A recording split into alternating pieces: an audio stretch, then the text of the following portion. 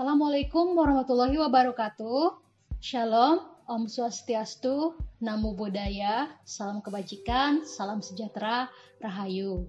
Selamat datang para sobat toleran.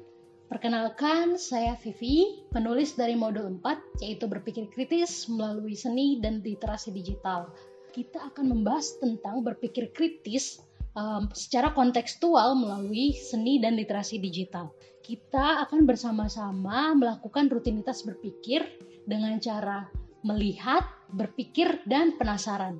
Rutinitas melihat, berpikir, dan penasaran itu merupakan suatu langkah yang mirip yang dilakukan oleh para peneliti dan para saintis dalam mengeksplorasi hal-hal yang belum pernah diketemukan dan belum pernah diketahui.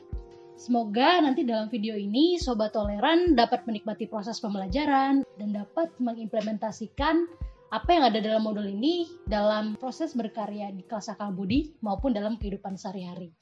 Kita sering gitu ya dalam kehidupan sehari-hari mendengar kata berpikir. Tapi kalau membicarakan berpikir kuat dan berpikir kritis atau biasa kita ketahui strong thinking dan critical thinking, kita sedang membicarakan kemampuan untuk mengidentifikasi, menganalisa, menginterpretasikan, memahami, serta dapat mengkomunikasikan secara efektif dan logis dengan pikiran yang terbuka dan empati.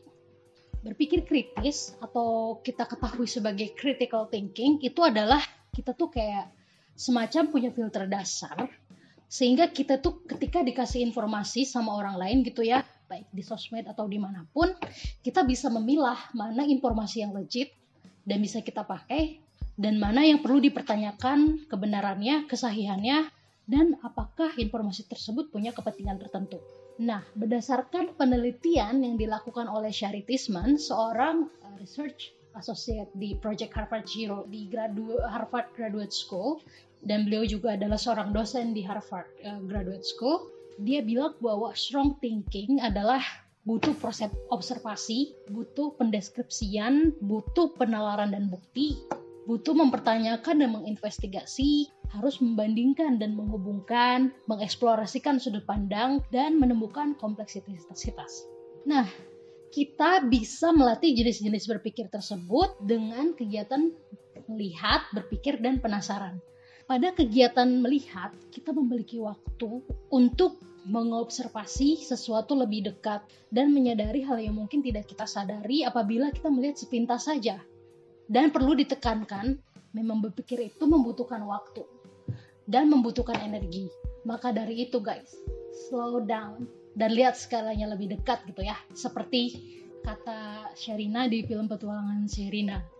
Lihat segalanya lebih dekat dan kau akan mengerti. Pales, maaf, gak apa-apa. Nah, pada tahap kedua, kita berpikir dapat membangun observasi yang kita buat itu bisa memiliki arti dan alasan.